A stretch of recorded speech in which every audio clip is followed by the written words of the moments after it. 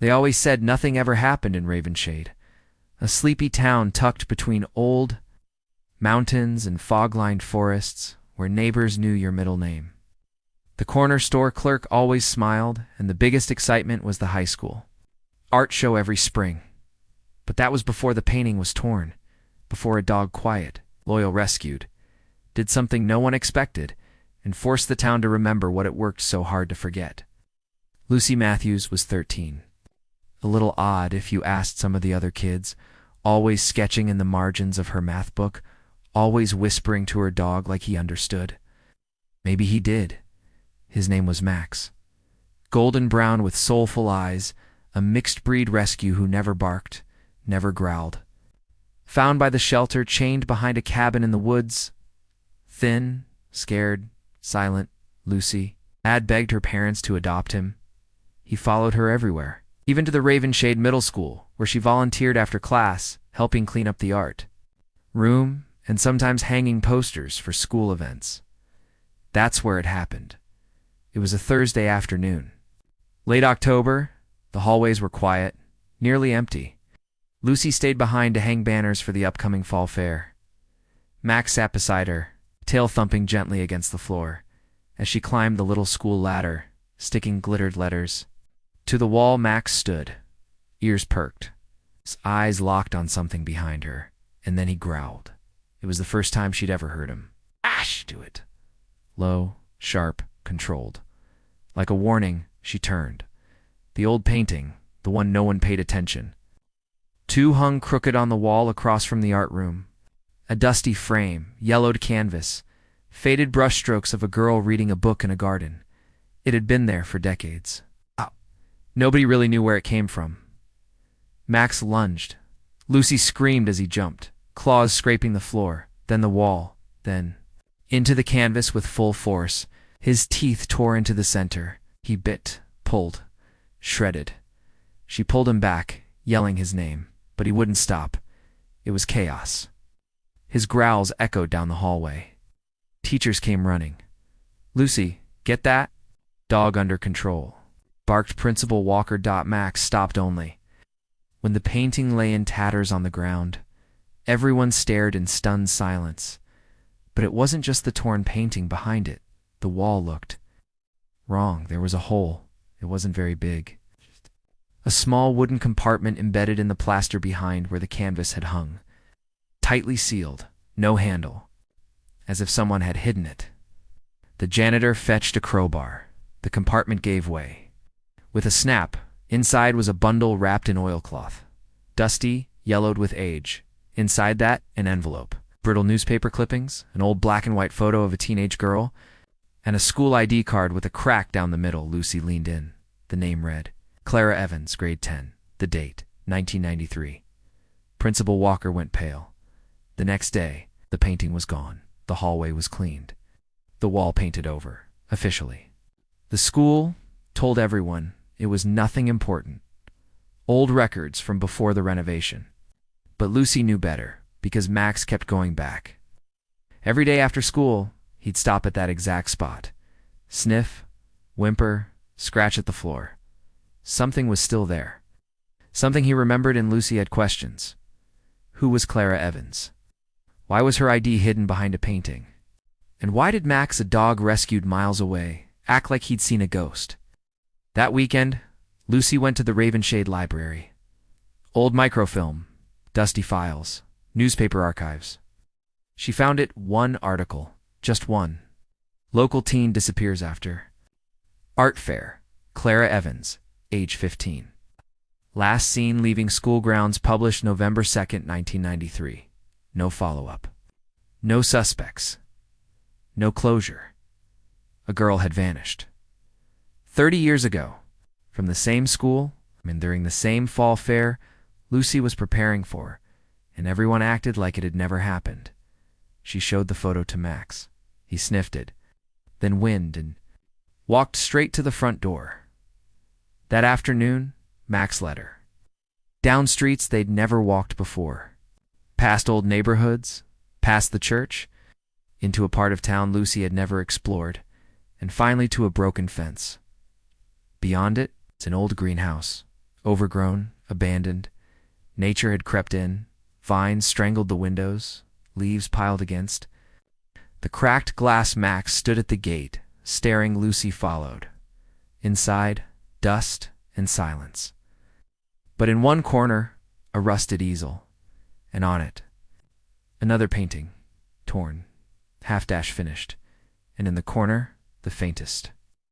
Nature, Clara Evans. Lucy's hands trembled. She took a photo, slipped a small fallen sketch into her bag. Max began pawing at the floor beneath the easel. More paint splattered. Papers. A crumpled note. Words in faded ink. He said no one would believe me, but I know what I saw. If anything happens, I hid the truth behind what I love most. Lucy looked at Max. What she loved most was art. And suddenly it made sense. She hadn't just hidden a note. Clara had hidden a secret behind her own painting, and Max had found it. That night, Lucy couldn't sleep.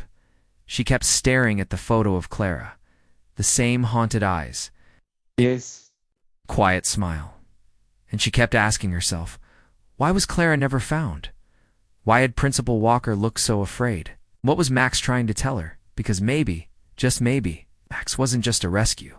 Maybe he was a witness, and this mystery was far.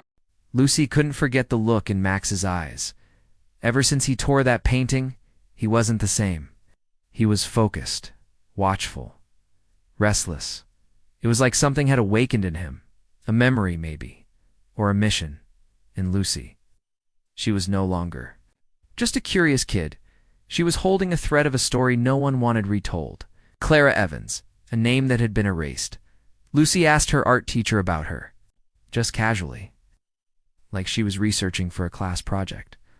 But Ms. Hawthorne's face froze for a split second, and then she said, "That name doesn't ring a bell, sweetheart," before changing the subject. Lying, Lucy knew it, and so did Max. That night, he pawed at Lucy's backpack until she took the sketch from the greenhouse out again.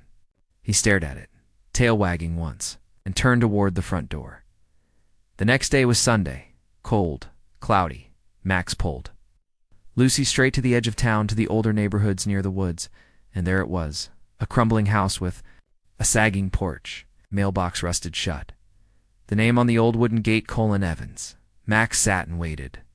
Lucy pushed the gate open, heart pounding. She didn't know what she expected, maybe to find Clara's family, still hoping for answers. But the house was empty, abandoned, windows boarded, curtains torn, vines crawling up the side. A ghost of a life once lived. They crept around back. Max sniffed near a half-buried dog bowl, scratched at a wooden step. Beneath it, something wrapped in plastic. Lucy pulled it out. A notebook. Water damaged, stained, but still legible, eh? Diary. Clara's diary. That night. Lucy read it under the blanket with a flashlight. He said he'd ruin me if I told anyone. I should have never gone to the office that night. I thought I heard crying. I opened the door, and I saw something I shouldn't have. He saw me too. I can't go home. Scared he's watching me, watching Max. Lucy froze. Max. That was her Max's name, but it couldn't be that Max would be long gone, right? But what if he wasn't? The next diary entry mentioned something chilling. If anything happens to me, Max will know. He always does. He never forgets.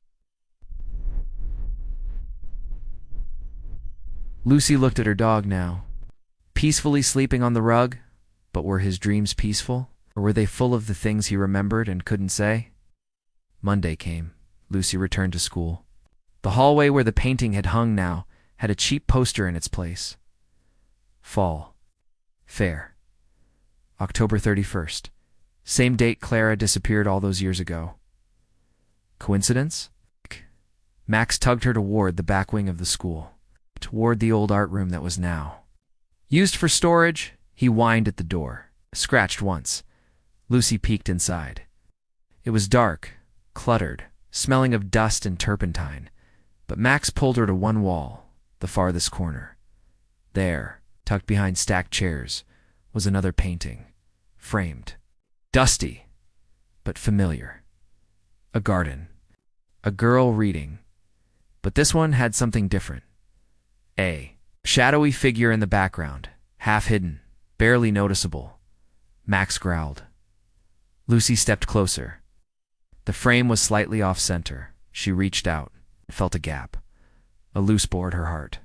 Thundered as she tugged it free.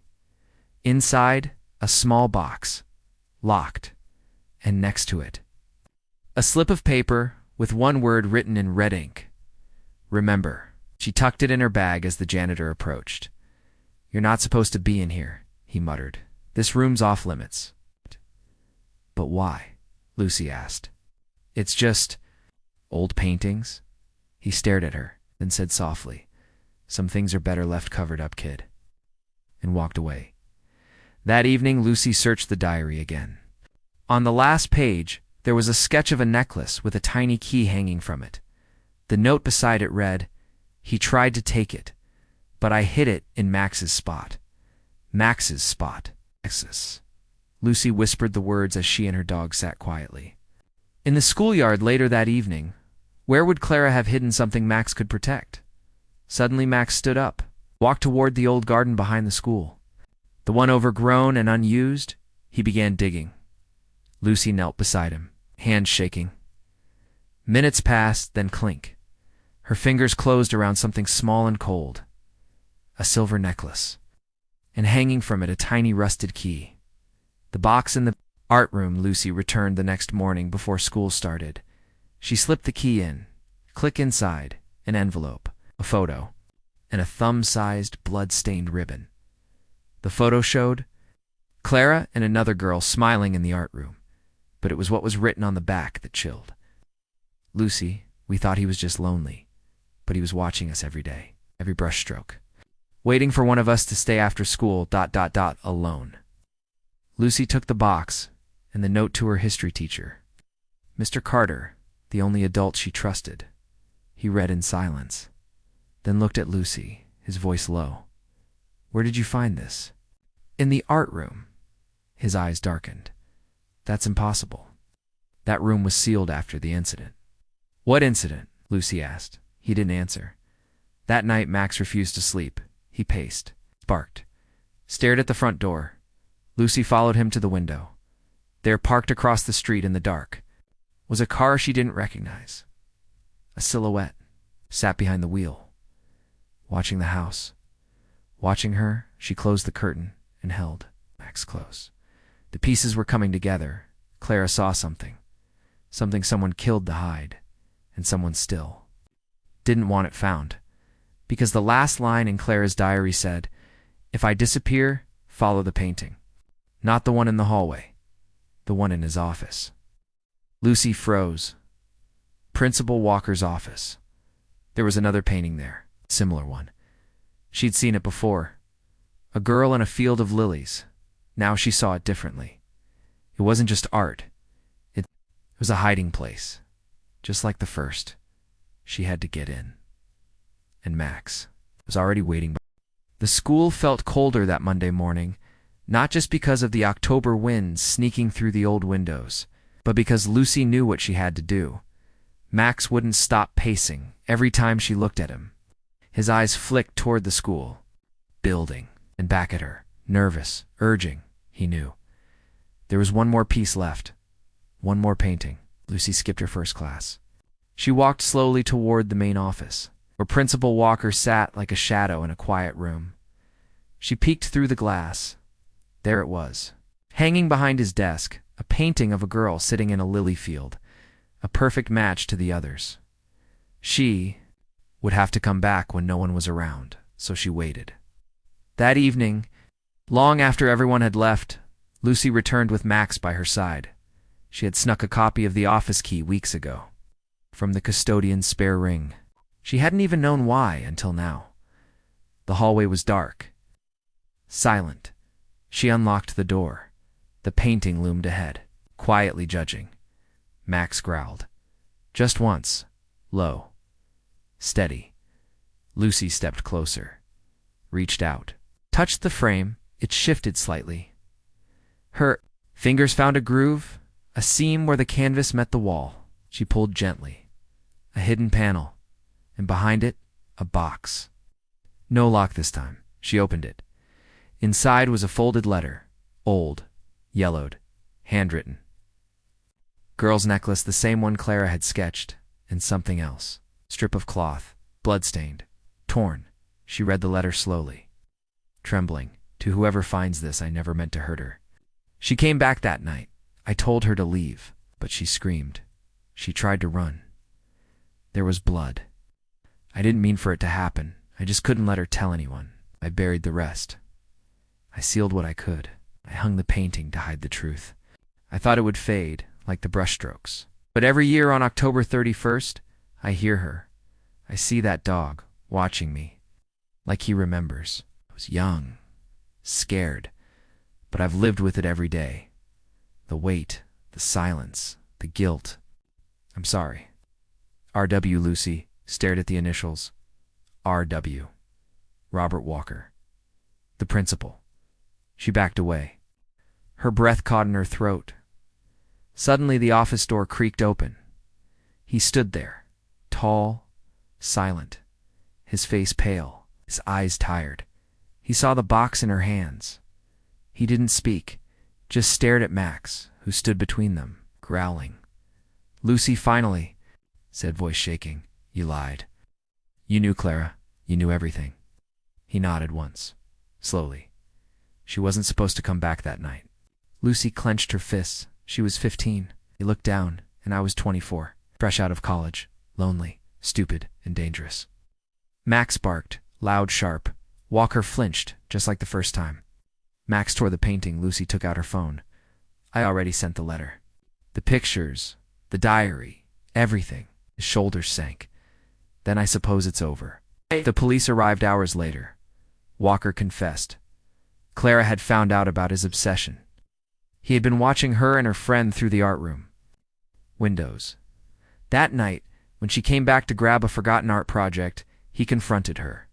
Things got out of hand. She tried to run. She slipped, hit her head. He panicked. Hid her body in the old art supply closet, which was later sealed off and never reopened after a renovation. He painted to cope. He couldn't forget. So he covered, literally with paintings. A week later, forensic teams reopened the sealed art closet. Inside, they found skeletal remains. Alongside it, a name tag, a school notebook, and a torn ribbon, all confirmed to belong to Clara Evans. The town of Ravenshade was. Shaken parents protested. Former teachers wept. The school board resigned. But Lucy became something more than just a curious girl with a rescue dog. She became the one who finally gave Clara a voice, and Max. He became a legend. The Ravenshade Chronicle published. The headline, "Dog Uncovers Hidden Crime from 30 Years Ago. Justice Finally Found." Weeks later, a mural was painted in the school hallway. Clara's face. Her art, her story. Max sat quietly by the mural every morning, just as he had that first day.